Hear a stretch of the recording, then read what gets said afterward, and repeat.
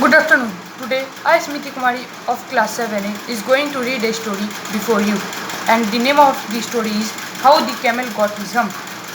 In the beginning of years, when the world was so new and the animals were just beginning to work for man, there was a camel and he lived in the middle of a howling desert because he did not want to work, and besides he was a follower himself.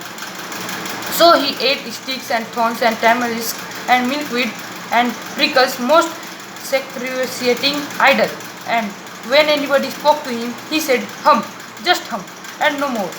Presently, the horse came to him on Monday morning with a saddle on his back and a bit in his mouth, and said, "Camel, oh camel, come out and trot like the rest of us." "Hump," said the camel, and the horse went away and told the man. Presently the dog came to him with a stick in his mouth and said, "Camel, oh camel, come and fetch and carry like the rest of us."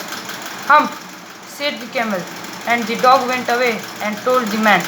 Presently the ox came to him with the yoke on his neck and said, "Camel, oh camel, come and plow like rest of us."